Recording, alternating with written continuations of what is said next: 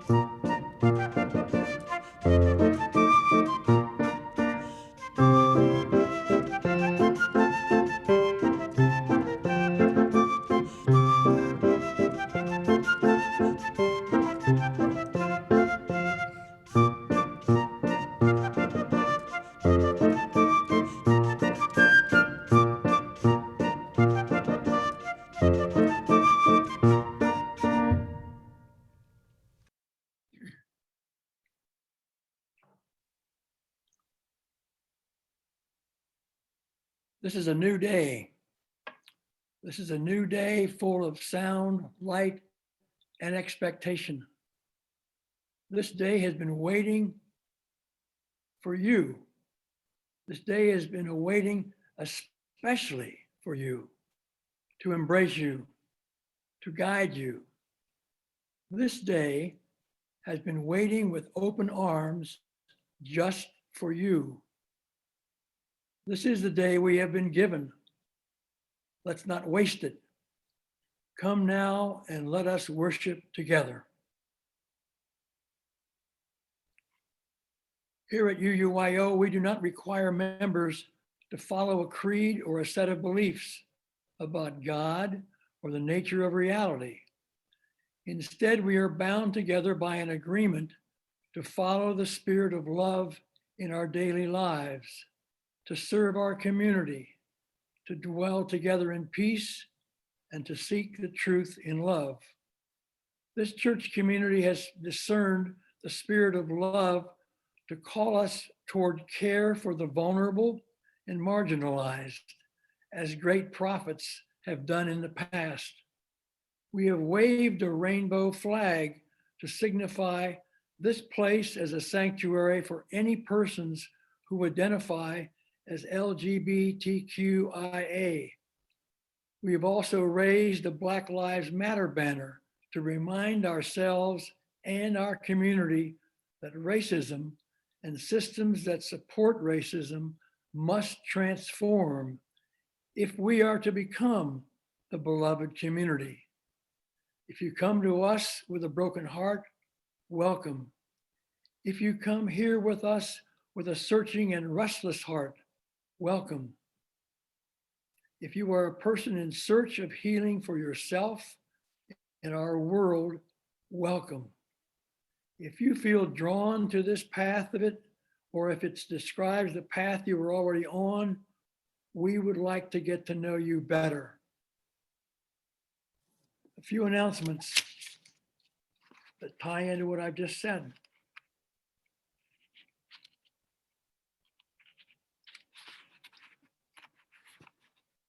Each week, Linda Scharf does meditation on Sundays at 7 p.m.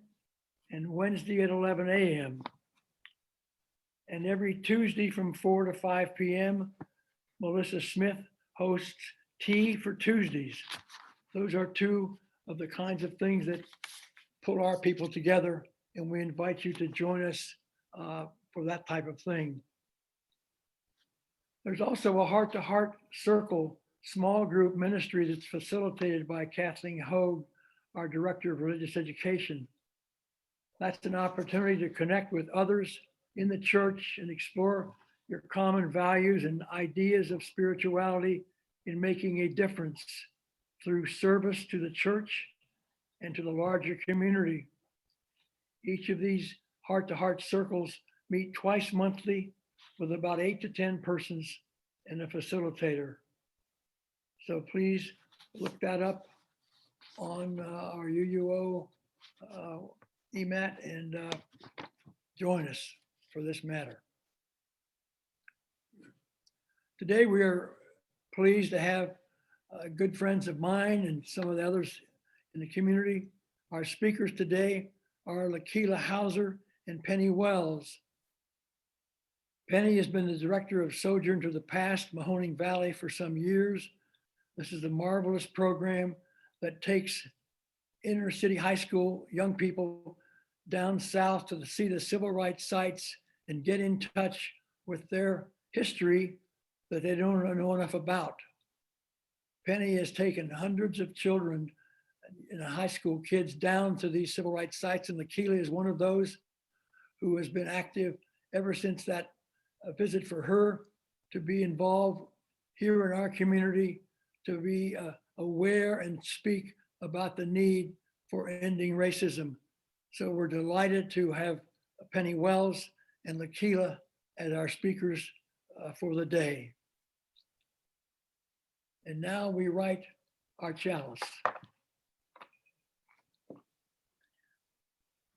We write this chalice. We write this chalice to living with intention.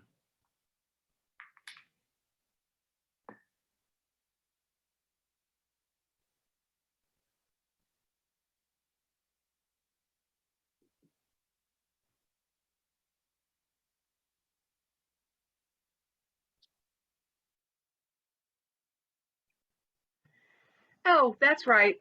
I'm doing the time for all ages this morning. I'll see what I can pull together.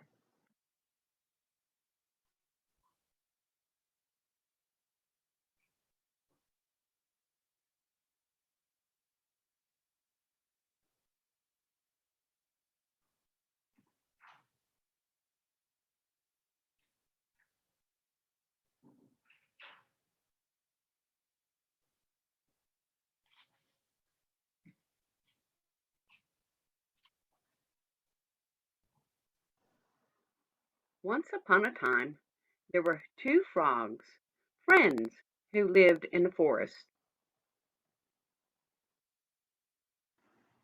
One day, as they were hopping through the forest, they accidentally hopped into a big churn of cream.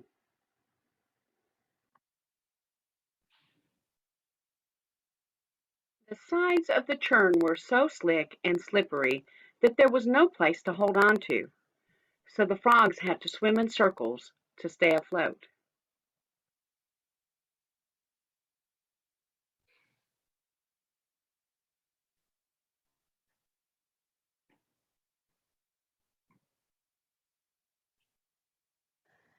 After a long time, one frog said, "There is no hope.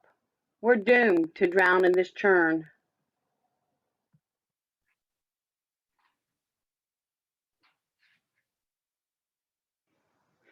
The older frog said, "Don't lose hope. Life is a circle. There are bad times and there are good times. One must endure the winter to see the spring." The younger frog was not so sure, and he said, "You're wrong. We're going to die, I tell you." But the other frog said, "We must keep hope alive. For if hope dies, we too will die. But if we keep hope alive, we will live to see another sunrise. But the younger frog was already starting to lose hope, and he began to sink down into the creamy liquid.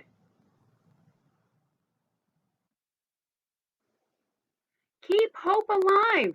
Keep hope alive! Cried the older one.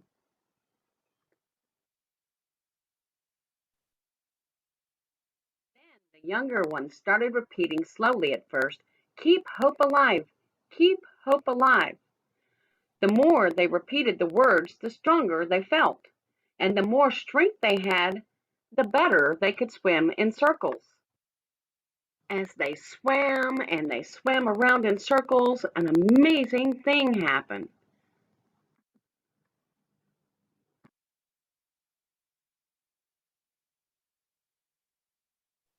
They realized they were not sinking anymore.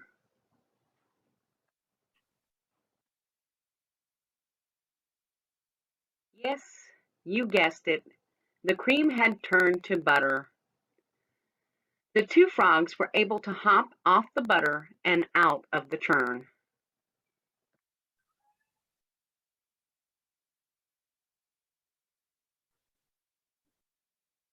They landed on the ground just in time to see a beautiful sunrise.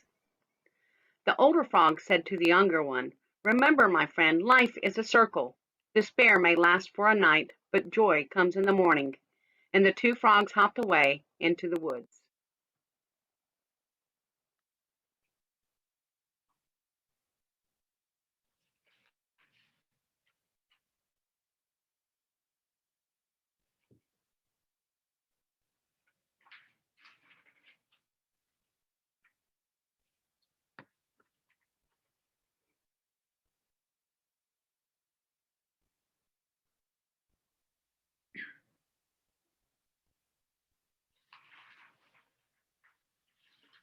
Now, following that, wonderful message, let us together join in saying the covenant of our congregation. Love is the spirit of this church and service its law. This is our great covenant, to dwell together in peace, to seek the truth in love, and to help one another.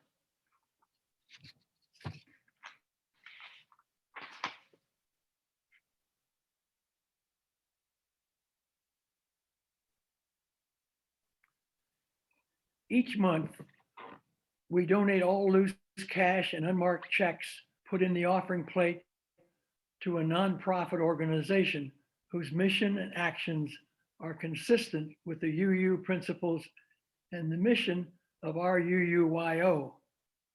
For the month of December, that organization is DRUM, Diverse and Revolutionary UU Multicultural Ministries.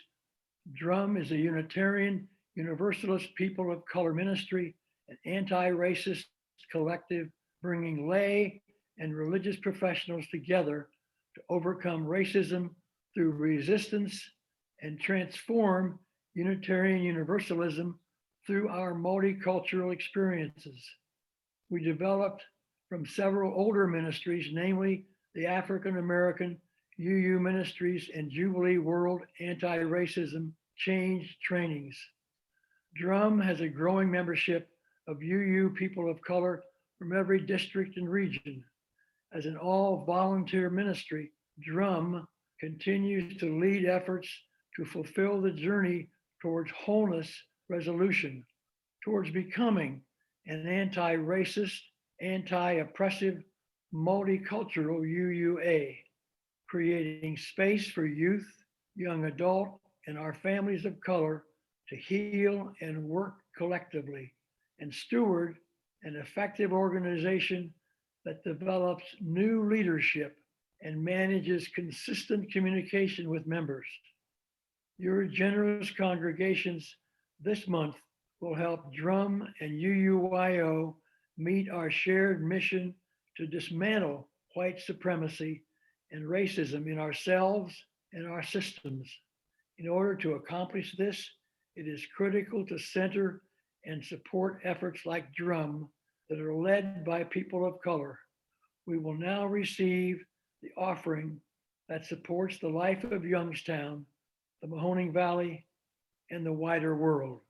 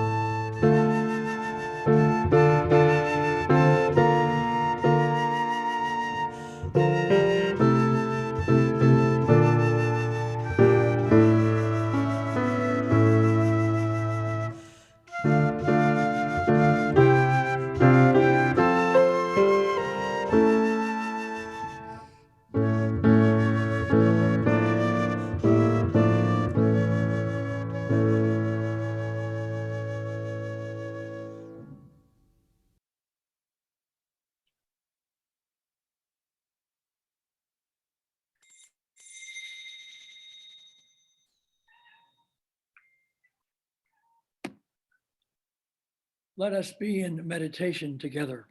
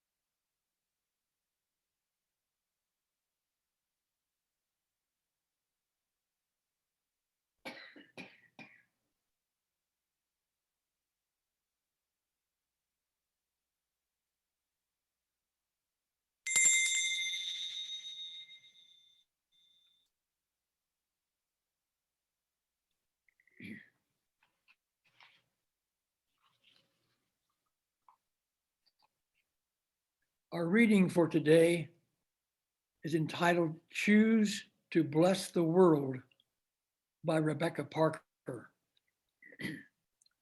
Your gifts, whatever you discover them to be, can be used to bless or curse the world. The mind's power, the strength of the hands, the reaches of the heart, the gift of speaking, listening, imagining, seeing, waiting. Any of these can serve to feed the hungry, bind up wounds, welcome the stranger, praise what is sacred, do the work of justice, or offer love.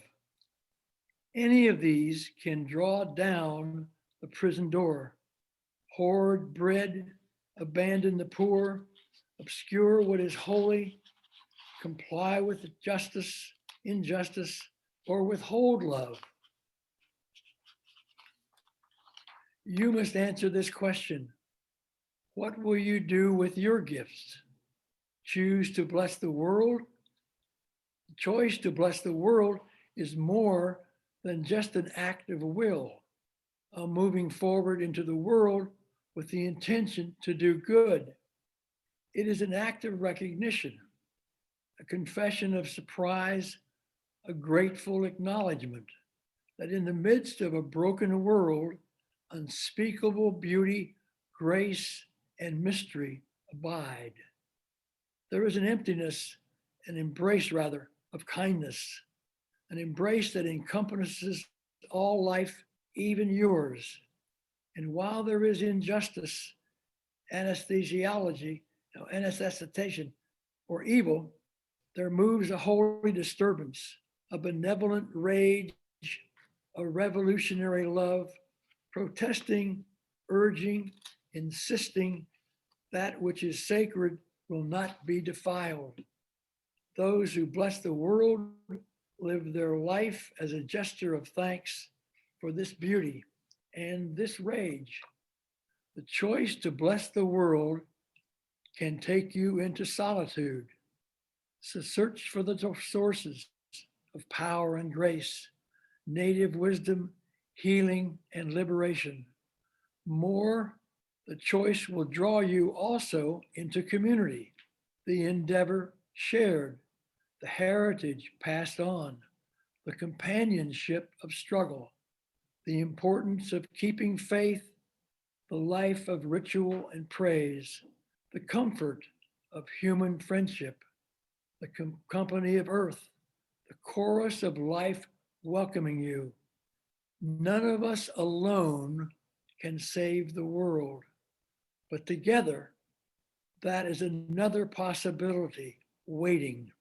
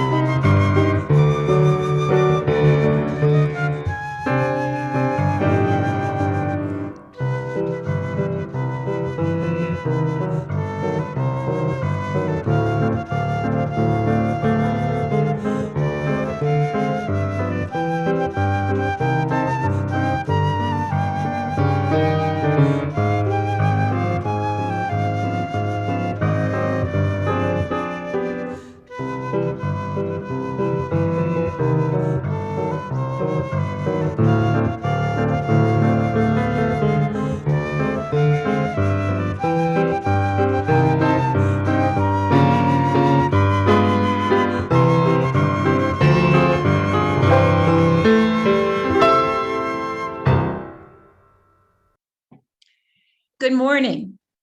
When Sue Angelotti Ray asked me to speak today on the topic of leading a life of intention, I immediately thought of asking Lakila Hauser to share her thoughts as well. We come from different backgrounds and circumstances, and yet I would say that we have similarities as well. She is a remarkable young woman who graduated recently from YSU just 2.5 years after she graduated from high school. Hello, everyone. My name is Lakila Hauser, and like Mrs. Wells just said, I graduated from YSU with my bachelor's degree in social work and with honors. When Mrs. Wells approached me about speaking here today, she told me that I would be speaking about leading a life of intention.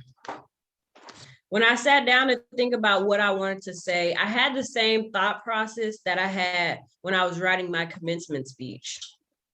I thought about my life and how each step I took led me to where I am today. So I thought I would just give you all somewhat of a story about my life. At a really young age, I knew I was living differently than a lot of my friends at school. My childhood was extremely challenging. My mother was always at work. She always had 2 jobs or more, so she was never at home. But when she was there, she was verbally and sometimes physically abusive. She was my very first bully. When I was young, I also realized that there was something mentally wrong with her. One day at school, I learned about schizophrenia, and I thought to myself, that sounds just like my mom. After speaking with my siblings, we all agreed that we believe my mother has schizophrenia. She was never diagnosed with it though, and she will never be diagnosed with it because she believes that there's nothing wrong with her. My mother taught me to be emotionless. On top of that, she rarely ever cooked at home and she never bought food. Me and my siblings used to steal change out of her purse so that we could walk to McDonald's to buy something cheap to eat for the day. I have asthma, and I'm the only person on my mom's entire side of the family that was born with asthma. My mom didn't care enough about me to learn about asthma. She didn't know how to prevent or to stop an asthma attack, and she didn't care to know how. That being said, I used to have really, really horrible asthma attacks all the time when I was young. It's a miracle that I'm still alive today. Now, my father was horrible too. He was extremely abusive. The youngest I remember him choking me and slamming me up against the wall was probably 5 years old, but I know it started much earlier. He wanted me and my little sister to be perfect in his eyes, and if we weren't perfect, he would hit us. He didn't treat us like children. He treated us like he was training dogs. I used to be so afraid to tell him that I was hungry, which was all that every time he picked me up because my mother was not feeding us at home. When I did tell him I was hungry, he would get mad at me for not eating anything. He also jumped in and out of our lives whenever he wanted to. My father taught me to not depend on anyone. Now, I have 14 siblings. Some of us have the same mother, some of us have the same father, but there's a total of 15 of us.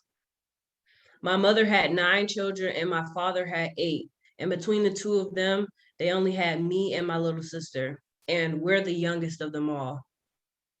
My mother's oldest children left home as soon as they could get away from her. My brother helped raise us all of us that was younger than him. He was actually a huge part of my childhood. He taught me to never be afraid to fight. He helped me get through most of my asthma attacks and helped us find food. When he was the first of my mother's kids to stand up to her, but he couldn't take the abuse. When he couldn't take the abuse anymore, he left home too. Me and my little sister were quickly left alone with my mother because everyone else had an escape. We didn't. In elementary and middle school, I was very insecure and I had very low self-esteem. I thought that I was ugly and fat because that's what I was being called at home. In middle school, I began to get bullied for having dark skin and for attempting to do my own hair because my mother wouldn't do it. One day I told myself that I was not going to let anyone bully me anymore. And that's when I started getting into fights at school. I had no support, no guidance, no role models, but I knew that I wanted a different future. I knew I hated my life, but I refused to hate my future. I was optimistic. Being optimistic saved my life. One positive thing that I did know about myself was that I was smart. I always made sure I had the best grades and the highest test scores. At the time, I didn't understand that education would be my escape. For high school, I went to Youngstown Early College. I began taking YSU classes my freshman year of high school when I was 15 years old. In 2017, I went on the journey with the organization Mahoning Valley Sojourn to the Past. Students from Mahoning Valley High Schools participate in a week-long journey to the civil rights sites in the South in collaboration with Sojourn to the Past. We traveled to cities where significant events during the civil rights movement occurred. Many of the foot soldiers of the civil rights movement have workshops on Dr. King's 6 principles of nonviolence and institutionalized racism. And we learn the lessons of the movement, such as compassion, nonviolence, tolerance, justice, forgiveness, civic responsibility, hope, and not being a silent witness, which is someone that witnesses an injustice and does nothing about it. We also learned that during the civil rights movement, people were willing to suffer, even die, trying to gain equal rights. We were constantly asked, what are you willing to put your life on the line for? And how are you going to make a difference when you go home? This journey changed my life and helped me fully understand my passion for helping others and for fighting social justice. When I returned to Youngstown, I began to actively work to implement social justice in my community. A little after coming home from the journey, I got my first job. I knew that saving money would be a huge step to changing my future.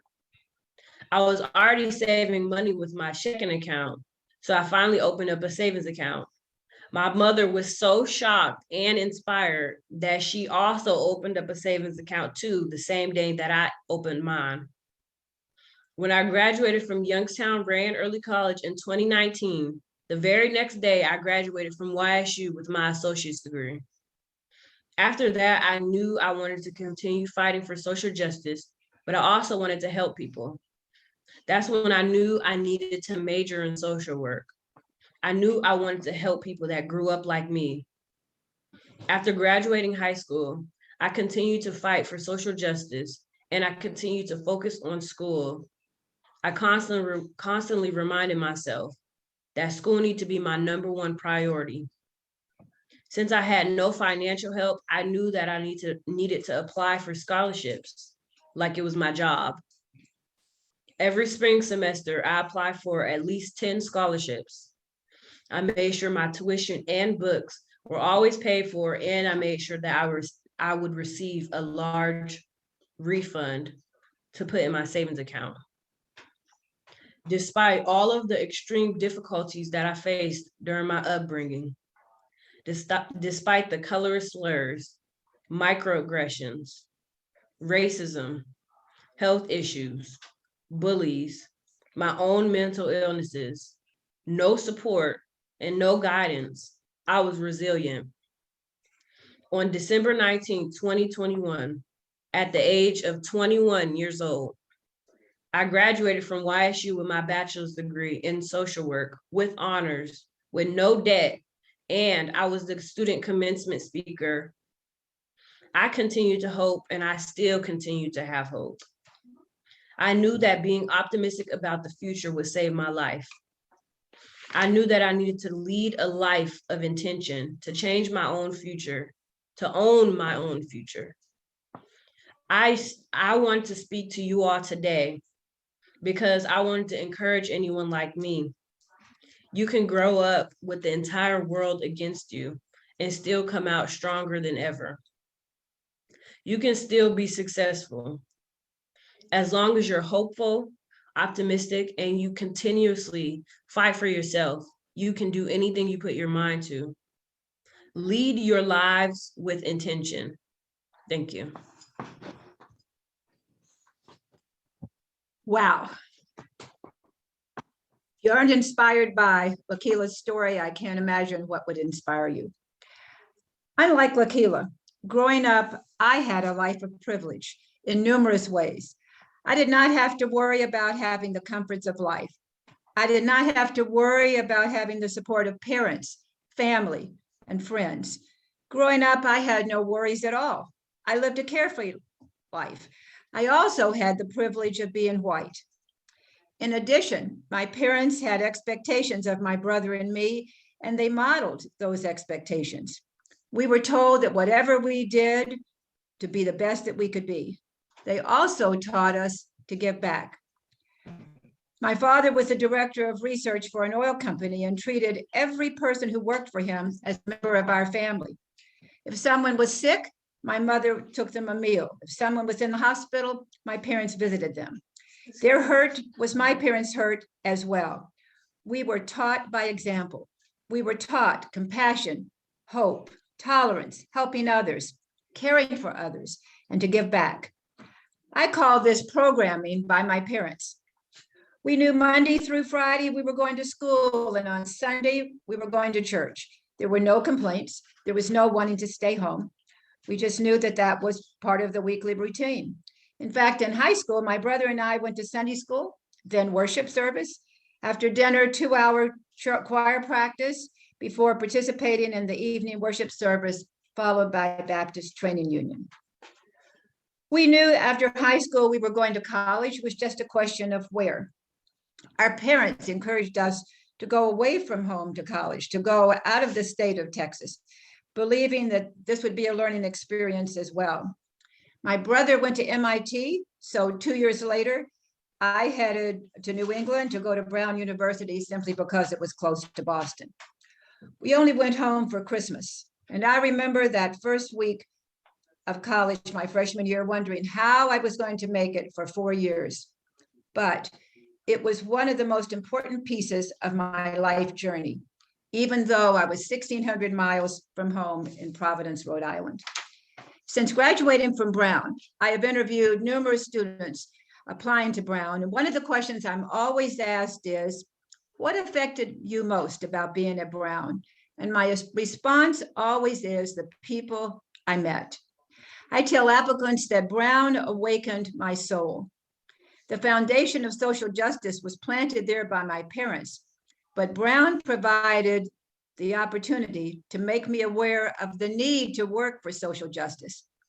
I became active in a tutorial program initiated by another Brown student at an all-Black school that was merging with an all-white school in Providence. I volunteered in Brown Youth Guidance, working with young people in a poorer part of the city. I spent the night in the Capitol building in support of a fair housing bill. I became Secretary of the State SCLC organization, which was Dr. King's organization, civil rights organization. And in my senior year, I organized a group of students to go to Choctaw County, Alabama, to spend spring break doing voter registration. I spent the summer after graduation at Tougaloo College in Tougaloo, Mississippi, working in a pre-freshman program.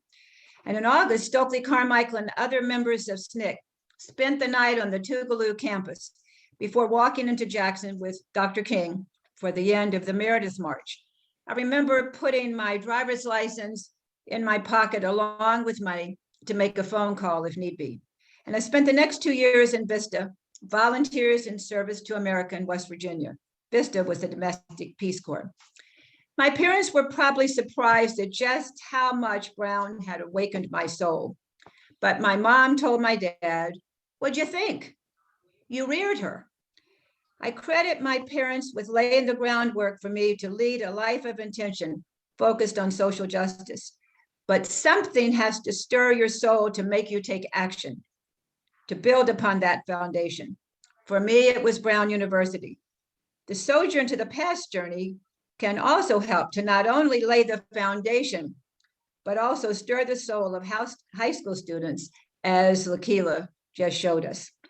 My mother liked to quote Ecclesiastes chapter 11, verse 1, "Give generously, for your gifts will return to you later." She always said, she cast her bread upon the water and it was returned to her with butter and honey. She also quoted Luke 12:48, "To whom much is given, much is expected." In 2006, I went to a teachers conference in Orlando, Florida, and on the last day, I participated in a workshop called Sojourn to the Past. And after listening to Jeff Steinberg talk about a journey to the civil rights in the South for high school students, I knew I wanted to take Youngstown high school students on this journey, and I also wanted to go myself. It was like deja vu. I returned home with the mission of creating a way for Youngstown high school students to participate. In his book, Walking with the Wind, John Lewis writes, and I'm going to quote from his book, "It was at this time that I began believing in what I call the spirit of history. Others may call it fate, or destiny, or a guiding hand. Whatever it is called, I became to believe that this force is on the side of what is good, of what is right, of what is just. It is the essence of the moral force of the universe, and at certain points in life, in the flow of human existence and circumstance, this force, this spirit, finds you or selects you. It chases you down and you have no choice. You must allow yourself to be used, to be guided by this force, and to carry out what must be done. To me, the concept of surrender, of giving yourself over to something inexorable, something so much larger than yourself, is the basis of what we call faith. It is the first and most crucial step towards opening yourself to the spirit of history. This opening of the self, this alignment with fate, has nothing to do with ego or self-gratification. On the contrary, it is an absolutely selfless thing. If the skill is involved, the process is interrupted and something is in the way. I've never felt so strongly that this sojourn to the past is what God has called me to do. And when God calls you, he does not say the path will be easy or that you won't work harder than ever before. If you had told me I would be able to raise the thousands of dollars or to create the organization that I have, I would have told you, you have the wrong person. But if God calls you, he provides the way. If you had told 17-year-old Penny Wharton when she graduated from high school that sojourn to the past would be her calling, she would have probably looked at you with disbelief. My mother and John Lewis have been my role models. I believe to live a life of intention, we need role models in our life. My goal is to work to become more like them. Both of them led lives of intention, and both of them were blessed because they did. And I have been blessed. Every Sojourn student has enriched my life beyond measure and made it fuller. We need to surround ourselves with people of all ages, backgrounds, and beliefs. We need to continue to grow and learn. I heard Reverend William Barber speak in Birmingham 2 days before the 50th anniversary of Bloody Sunday. He said, if you look at your circle of friends and they all look like you, your circle is too small. I'm continually learning from the Sojourn students who have come into my life, and they have broadened my circle. One of my Sojourn students, Maya Pierce, gave me a Christmas card this year with this quote from John Lewis. The power of faith is transformative. It can be utilized in your own personal life to change your individual condition, and it can be used as a lifetime of spiritual strength to change a nation. Leading a life of intention does not mean you cannot take time for yourself or your family, or you do not have time to have fun. On the contrary, leading a life of intention includes having balance in your life. Burnout can happen if you don't have this balance. And it's never too late to begin to lead a life of intention, a life with purpose. Your purpose does not have to be my purpose or Lakeela's purpose. You need to realize living a life and intention, Lakeela did, would enable her to have a fuller life and enable her to be a blessing to others. There's always something we can do, even when we're stuck at home during the pandemic. Lakeela would agree with me that living a life of intention, a life of purpose, will only make your life fuller, and you will have a life full of blessings. And as John Lewis said, you never, ever give up hope. Thank you.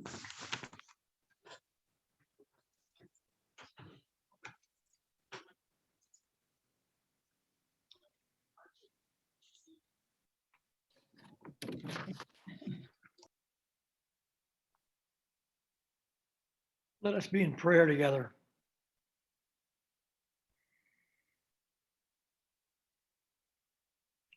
God, the words we have just heard and others that we have used in this service Remind us that we belong to each other.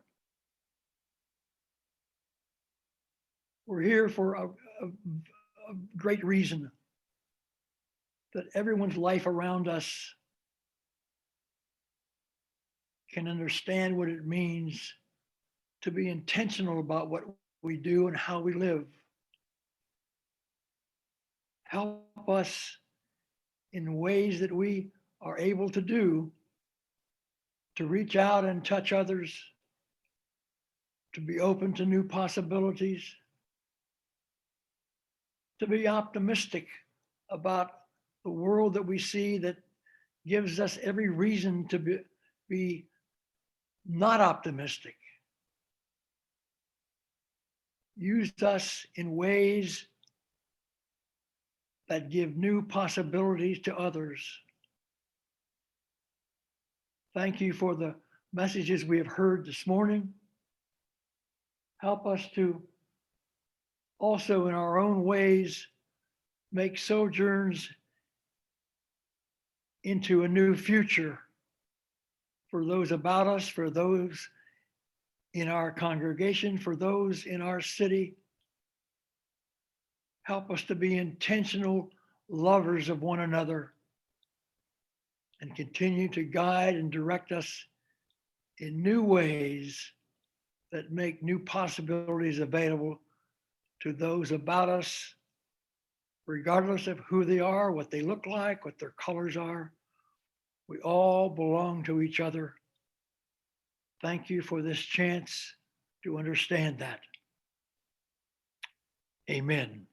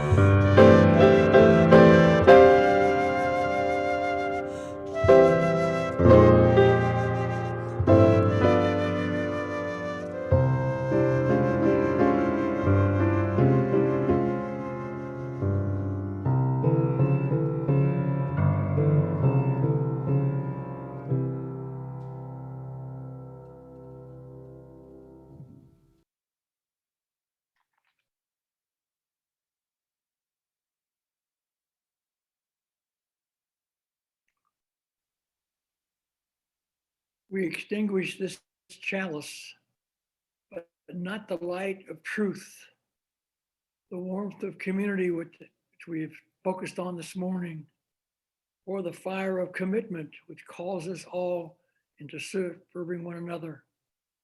These we keep until we meet again, while always living a life with intention.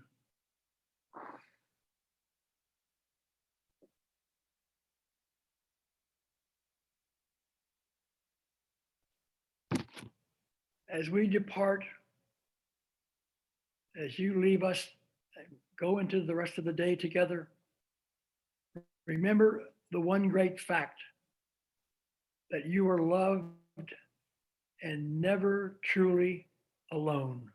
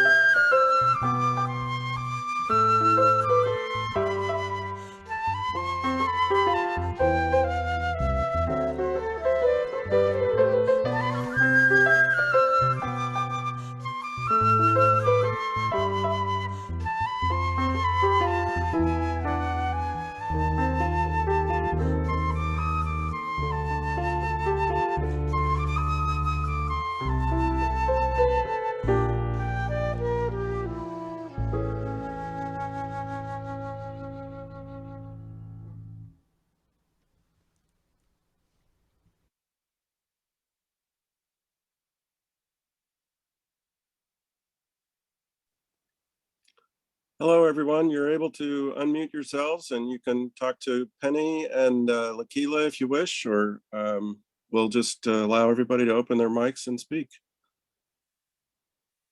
We would just like to thank you all for inviting us to speak today. Thank you.